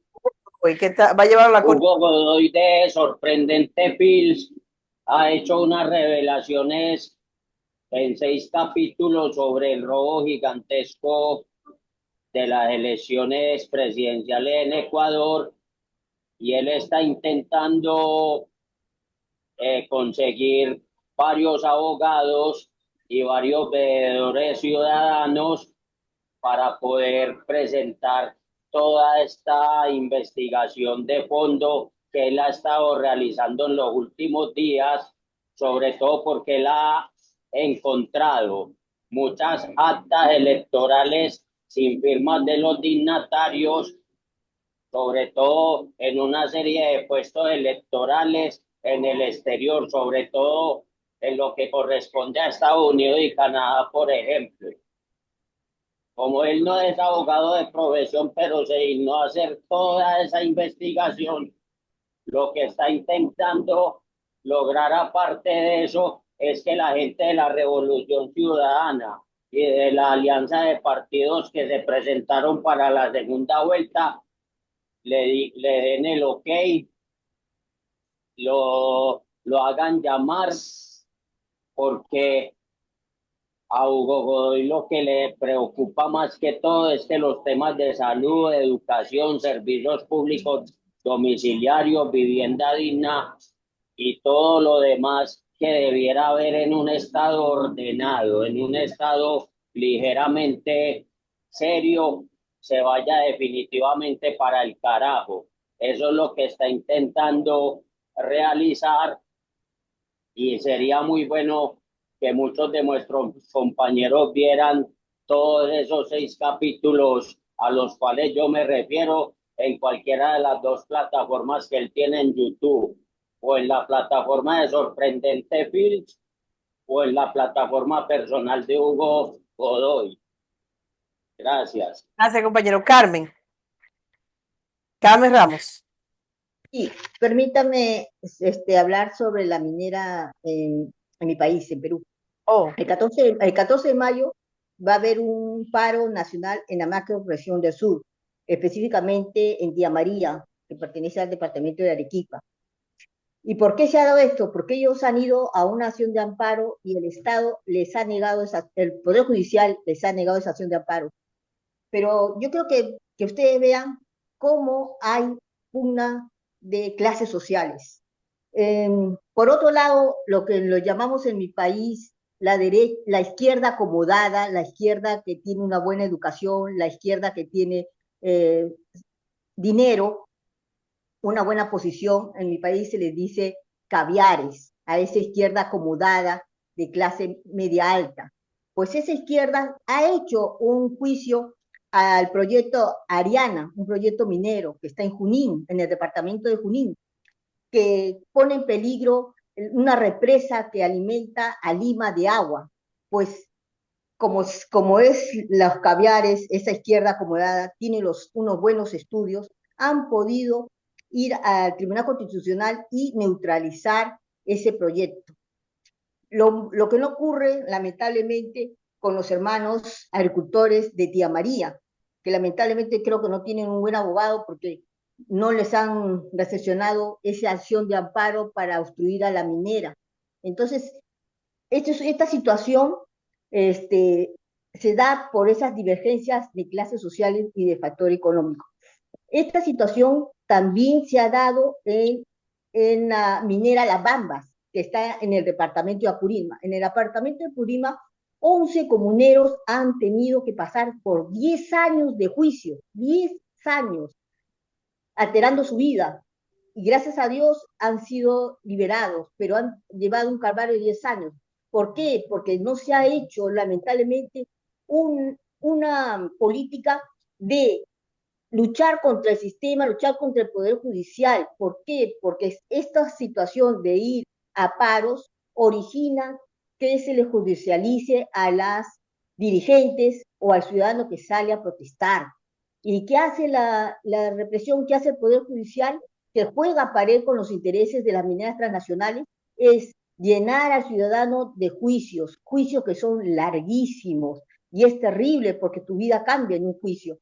Entonces, yo exhorto, trataré de hablar con los hermanos de Valle de Tambo, que sigan en la lucha legal, porque esa es una batalla que no se puede dejar de lado, es una batalla que va a evitar que nos judicialice, va a evitar que los dirigentes o los ciudadanos que van a protestar no sean amedrentados y no sean llenados de papeles judiciales y no llevar un proceso de 10 años de juicio. Entonces se tiene que seguir la lucha. Lamentablemente, sí hay un sector de mi país que son la gente que puede, que tuvo mejores estudios y que sí puede ganarle a este Poder Judicial, pero pero no debemos de flaquear, no debemos de tirar la toalla, debemos seguir en ese camino de empapelar al Poder Judicial de estas denuncias, porque es la única forma de salvaguardar a los hermanos luchadores para que no sean judicializados. ¿Ya? Esa es la situación en la minera de mi país, ¿ya? La situación que vive la gente que protesta contra esta contaminación, porque lamentablemente esas empresas mineras transnacionales hacen lo que quieren en los países latinoamericanos, porque esta minera de Canadá o de Estados Unidos no va a hacer lo mismo en su país, no va a ser la misma contaminación, no va a ser el mismo derrame de minerales, zinc, plomo, que no salen de la sangre. Cuando ha habido niños de contaminación en Cerro de Pasco y han venido acá a Lima a protestar al Ministerio de Salud, no se les ha dado, a pesar que se hacían campamento en la calle, no se les dio la solución o el tratamiento que deberían haber tenido. Y eso es muy lamentable porque así está la situación en el país. Todo ciudadano que está contaminado con metales pesados no recibe la atención porque es irreversible su situación de salud, pero al menos que lleven una calidad de medicamentos que apale un poco su situación médica que tienen, ¿no? Entonces, ese es el panorama que ahorita se está viviendo y que se está realizando esta protesta de paro regional el 14 de mayo por no haber aceptado el Poder Judicial esta acción de amparo que los hermanos agricultores del Valle de Tambo han pedido. Ese es el informe que quería darle. Muchas gracias.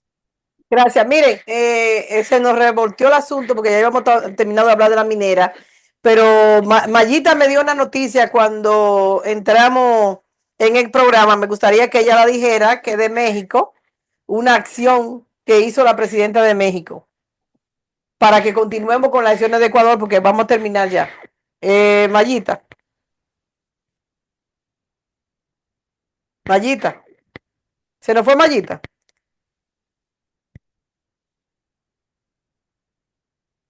Mayita se nos fue. Sí, no está. Se fue. Bueno, yo no me recuerdo bien de la noticia que ella me dio, pero sí habla de que la doctora Claudia irrumpió en unas minas de oro que se estaba llevando a cabo extracciones de oro en México sin permiso.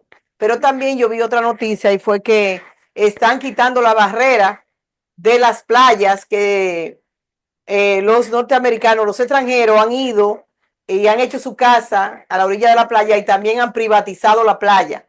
Y bueno, eso es otra cosa que también se derribó. O sea que la presidenta de México, habría que checar eso con los compañeros, esa noticia, porque no tengo seguridad. Vamos a terminar con el tema de Ecuador, que nos quedan solamente 2 minutos, 7 minutos. Vamos a darle 2 minutos a Ivia Pino, 2 a Saúl y 2 a Luis. Y ahí terminamos. Dele, Ivia Pino. Sí, pienso que la compañera Cami tiene razón. Hay que seguir luchando. Tenemos varios medios. El programa Información Minuto está haciendo su papel. Es muy importante que cada uno de nosotros comparta ese programa. El programa está muy bueno y aumentó mucho la visualización de él. Estamos haciendo nuestro papel. Es importante hacer un documento de solidaridad con la compañera Luisa González y resaltar la lucha que hizo dentro de su límite y denunciar el robo. Y esos bandidos que ahora son dueños de Ecuador, hicieron en las elecciones para suprimir la democracia y la participación ciudadana de todos los pueblos que han luchado en esas elecciones. Gracias. Luis. Bueno, así muy rápido, 1 minuto, porque quiero usar el otro minuto para algo importantísimo. Es que la legalidad, compañeros, no funciona a nivel de internacional. Si justamente ha sido el imperio el que ha cooptado todos los poderes judiciales de los diferentes países para hacer las atrocidades que hoy están. En Perú, por ejemplo, un simple habeas corpus no ha sido resuelto en favor del presidente Castillo, ya son 3 años. Entonces, la legalidad no nos va a llevar a la solución. Hay que luchar, sí, como medio de denuncia, pero yo creo que lo que hay que hacer es impulsar al pueblo ecuatoriano, ¿no? Y que encabece la revolución ciudadana un verdadero proceso de protesta popular, que se enfervorice el pueblo contra la injusticia, contra el robo, contra el fraude. Y quiero utilizar el 1 minuto que me falta, compañera, porque en las horas tempranas tuve una reunión con los compañeros de Calpa Calpa, en donde estaban hablando no de la minería, sino del asunto de un documento de apoyo a Evo Morales que había sido como es aprobado y como es aceptado por usted, compañera María Luisa. Entonces, yo quisiera que se aclare eso, porque y de lo que yo recuerdo, la primera vez que participamos en eso, se quedó en que no vamos a tomar posición por ningún sector y que si las personas tienen derecho a expresarse y a hacerlo, pues de acuerdo, pero nosotros no podemos dejar esa puerta abierta para que la división se engorde, porque si el rato que estamos yendo a favor de un sector, estamos soportando, estamos apoyando a la división, y esa no es nuestra misión. Nosotros tenemos que luchar por la unidad en todos los aspectos en el mundo, y no solamente, no solamente en Bolivia. Así que quiero dejar claro, ojalá que esto no sea así. Yo estoy seguro que la compañera María Luisa no dio autorización para eso. Tratar eso en el programa el miércoles, porque no nos da tiempo ya tratarlo hoy. Vamos a tratar. Perfecto. Yo le voy a decir exactamente lo que yo dije y lo que yo expresé. Yo estuve mirando el documento, no me gusta tampoco el documento de la forma, pero vamos a dejarlo para el miércoles, para que cojamos un tiempito y trabajemos de esa forma. Porque nosotros hablamos, nosotros hemos dicho cuál es la forma que nosotros expresamos nuestra solidaridad, no de la forma como se hizo el documento. Pero vamos a dejarlo para el miércoles. Algo muy pequeñito, disculpen María Luisa y disculpen a todos ustedes, pero en aras de la verdad, se lleva 19 días del juicio de Pedro Castillo. No es que la acción de amparo no le ha sido procedida, es que la verdad es, estimados amigos latinoamericanos, es que Pedro Castillo en el juicio se ha demostrado con papeles que lamentablemente el presidente Pedro Castillo firmó 5 veces con su puño y letra y con su huella que la detención que él estaba sufriendo era normal. Aceptó la detención ante un fiscal y firmó, a pesar que en el escrito decía, si usted se puede inhibir de firmar, si no está de acuerdo con esta declaración, usted, si no quiere, no firma. Y lamentablemente Pedro Castillo firmó 5 veces, no una, no 2, sino 5. Y se ha demostrado con papeles y se está en las redes y está en el juicio que lleva 19 días. Y por eso es que lamentablemente no proceden las acciones de amparo, el habeas corpus por esa situación.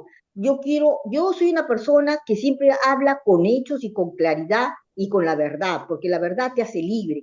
Entonces, me gusta informar claramente cómo son los acontecimientos y la situación que vive mi país. Lamentablemente, yo lamento mucho los errores que haya cometido el presidente Pedro Castillo. No debe estar donde está, pero lamentablemente cuando él se le detiene, lo empapelan y él firma. 5 veces, no una, sino 5 veces. Cuando a él se lo detiene y se le apunta con metralleta, en el papel dice otra cosa.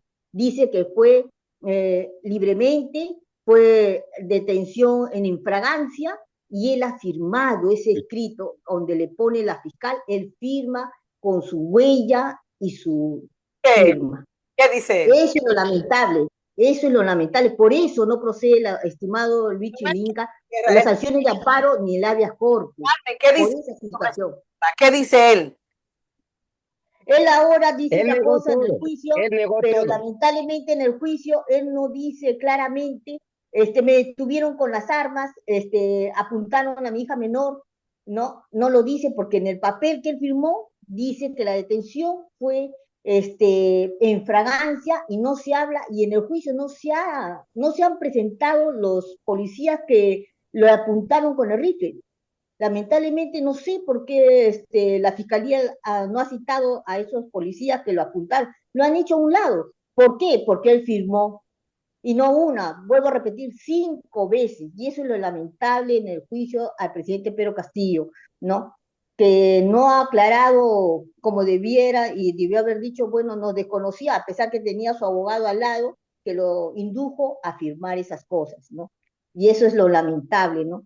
Y por eso está en el juicio número día 19, la audiencia de él, y, y va a seguir el juicio, ¿no? Hasta un dictamen que de seguro ya sabemos que va a ser desfavorable y que va a ser con sentencia. Pero Castillo va a tener que luchar su libertad en la Corte Internacional, no le queda de otro, porque en este juicio, de ventajoso para él, no va a ganar. Definitivamente no va a ganar. Lo van a sentenciar. Bueno, Y señor. eso es lo que lo que la derecha ha gestado con las Fuerzas Armadas del Perú, porque esa ha sido una complicidad con la derecha, la ultraderecha y las Fuerzas Armadas que se coludieron para esta detención arbitraria. Bueno, señores, nosotros hemos hecho una liga de tantas cosas, pero bueno, finalmente yo quiero terminar el programa aquí diciendo que todo lo que se ha presentado en Ecuador con relación al fraude son cosas tangibles que se pueden tocar. Por ejemplo, se puede tocar el hecho de que hay actas donde no está firmada por el incumbente o por el presidente de las mesas. También el problema, lo más grande aquí es que no es posible que Luisa se quedara estancada con los mismos votos que cogió cuando cuando ella fue como candidata y estaba prácticamente sola. O sea, la adjudicación de las elecciones, que fueron una de las cosas que motivó muchísimo y que uno creyó que era ya un triunfo verdadero, fue la firma que hizo con la gente de Conalle. Entonces, aún así, no coge voto, no saca un voto más. Este señor tiene una cantidad de votos, un 12% por encima de Luisa, y no hizo ninguna campaña importante. Al contrario, su esposa habló en contra mal de él. La esposa del que ellos mataron también habló en contra de él. Él se vio borracho en España haciendo y deshaciendo y todo el mundo vio todo. Y aún así él sacó 12 puntos por encima de Luisa. Bueno, eso es algo que nadie lo cree. Eso nadie lo cree. Sí pueden haber sido 3 puntos, 4 puntos, 5 puntos. Está bien, pero 12 y dejarla a ella igualita, sin moverla, ya es suficiente. No están viendo la cara de bobo a todo el mundo. Pero vamos a ver qué va a pasar. Entonces, vamos a dejar esto aquí, el programa. El miércoles vamos a analizar el documento que se envió. Yo no lo leí cuando se terminó de firmar. Y vamos entonces a ver qué fue lo que realmente yo dije y cuál fue la decisión que se tomó al final. Vamos a darle saludos a todos y vamos a seguir adelante, ¿verdad? Con todo estos trabajos que tenemos que hacer. Hay muchas cosas por delante por hacer. Y necesitamos la unidad y la solidaridad de cada uno de los compañeros y compañeras que entiendan que su ideal está primero por el pueblo, por los intereses de cada pueblo, por la independencia de los pueblos, por la soberanía de los pueblos.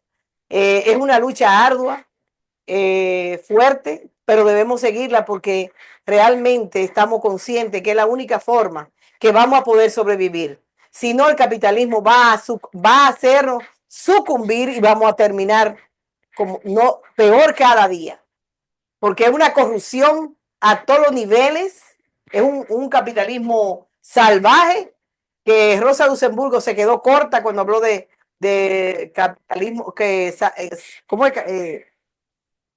Ay, se me olvidó, capitalismo barbarie, se quedó corta. Estamos peor de esa barbarie. Entonces, nos estamos comiendo uno con otro, porque esa es la realidad. Nada, buenas noches, cuídense mucho, suerte, que Roberto se sane, que está enfermito, hasta luego, y que hasta la victoria siempre. Hasta la victoria siempre. Cuídense mucho. Muchas gracias, feliz noche y que les vaya Venceremos. muy bien a todos. Feliz fin de semana. Feliz Saludos, Saúl.